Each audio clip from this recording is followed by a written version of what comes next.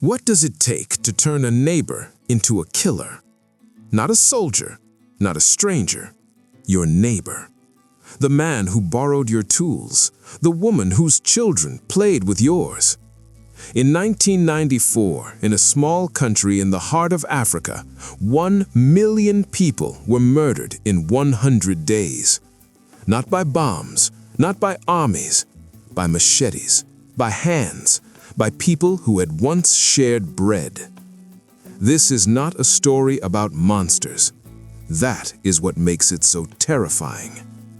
Today, we are going to go deep into one of the most overlooked genocides in modern history, the Rwandan Genocide. Where did this hatred come from? How did ordinary people become killers? And why did the world look away? But before we begin, subscribe, leave a comment. Tell us what dark chapter of history you want us to investigate next. Because what you are about to hear is not comfortable. It is not clean, and it is absolutely true. Chapter 1. The Land of 1,000 Hills. Rwanda.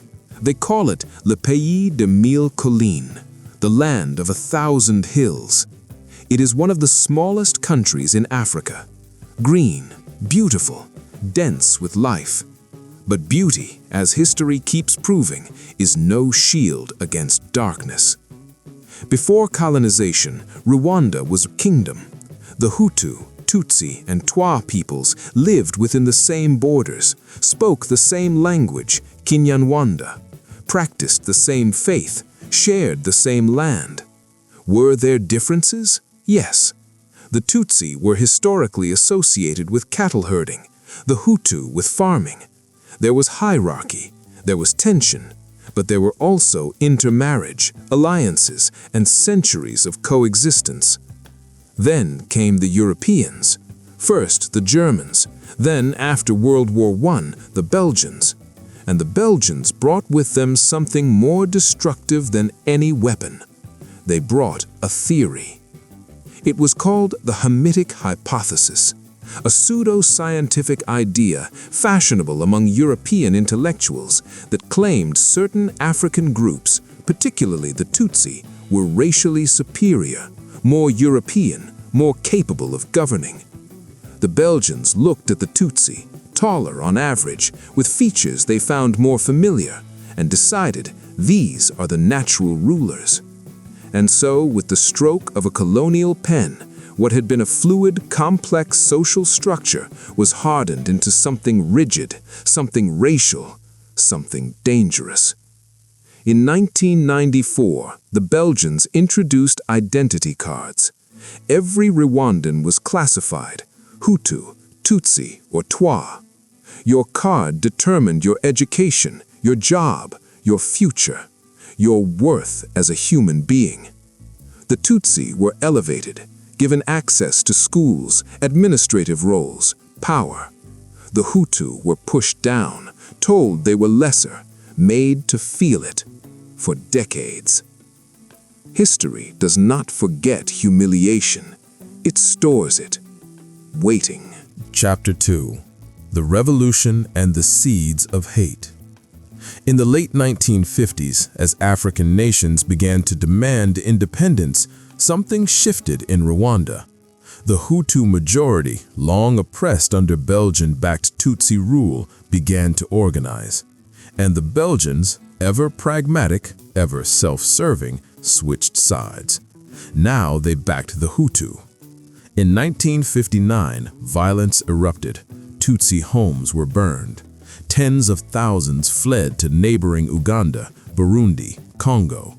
By 1962, Rwanda was independent under Hutu leadership.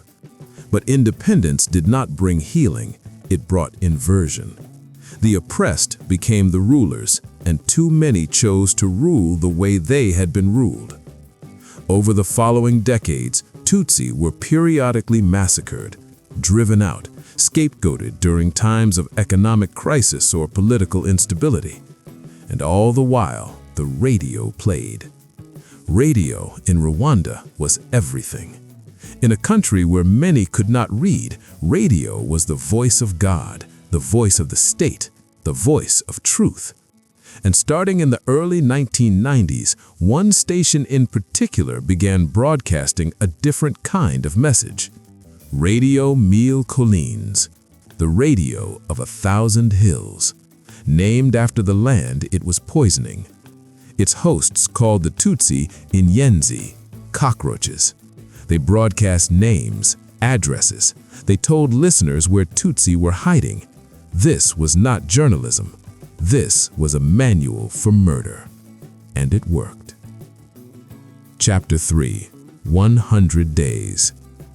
On April 6, 1994, a plane carrying Rwandan President Juvenal Habyarimana was shot down over Kigali. Before the wreckage stopped burning, the killing had already begun. It was not spontaneous. The lists had been prepared. The machetes had been imported, hundreds of thousands of them. The radio scripts had been written. This was organized. Within hours, roadblocks appeared across the country. Neighbors stopped neighbors. Identity cards were checked. Tutsi on the card, you did not pass. Entire families were murdered in their homes. Churches where thousands sought refuge became massacre sites. Schools, hospitals, fields, nowhere was safe. And the killers were not only soldiers or militia, they were teachers, doctors, farmers. Some were clergy. Ordinary people who had been told for decades that the Tutsi were the source of every problem, that killing them was not murder, it was work.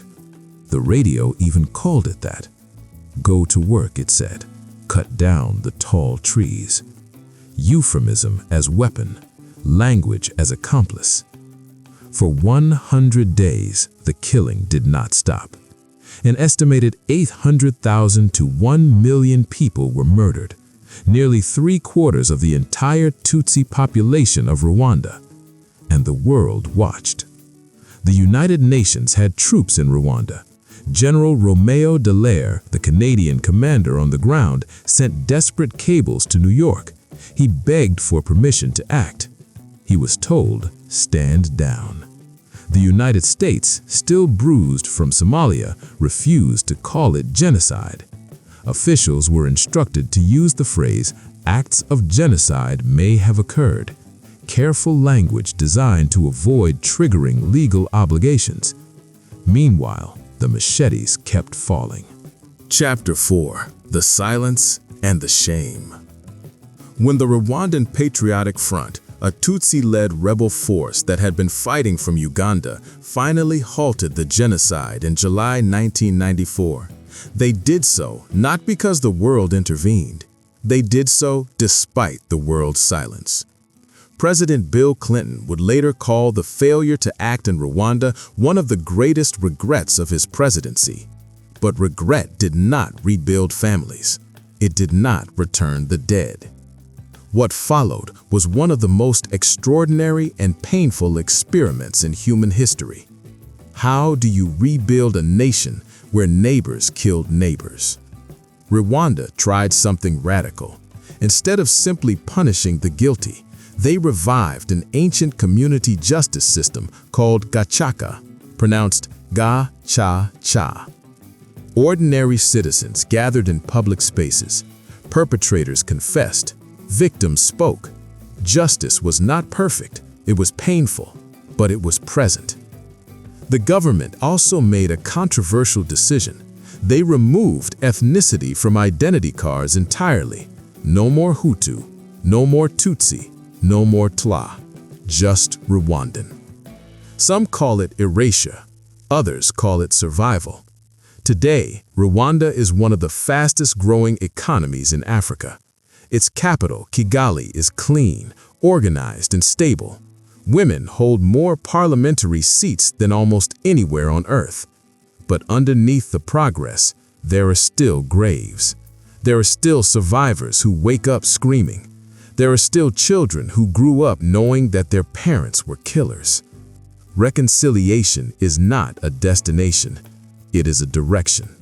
Final act, the mirror. Why did neighbor kill neighbor in Rwanda? Not because Rwandans were different from the rest of humanity, because they were exactly the same. They were afraid. They were angry. They had been lied to for generations. They had been handed an identity built on manufactured hatred and told that hatred was history. The genocide did not begin with machetes. It began with identity cards, with radio broadcasts, with a textbook that taught children to see other children as enemies. It began the way all atrocities begin, slowly, with words, with categories, with the slow, quiet normalization of contempt. And that is why Rwanda is not just an African story. It is a human story. It is a reminder that no society is immune, that hatred is always patient, that it waits for a crisis, for a charismatic voice, for a moment of fear, and then it offers a simple answer to a complicated problem. Blame them. The Holocaust, Rwanda, Cambodia, Bosnia, Darfur. Different places, different faces, different languages, the same machinery. Never again has been said before. It was said after the Holocaust, and then Rwanda happened. So perhaps the question is not whether we remember. The question is whether we are paying attention right now, in our classrooms, on our screens, in our politics, because the warning signs are never hidden. We simply choose not to read them. Memory is not passive. It is a choice we make every single day. Thank you for watching all the way to the end. If this story moved you, subscribe so you never miss the stories that the world is too afraid to tell. See you in the next video.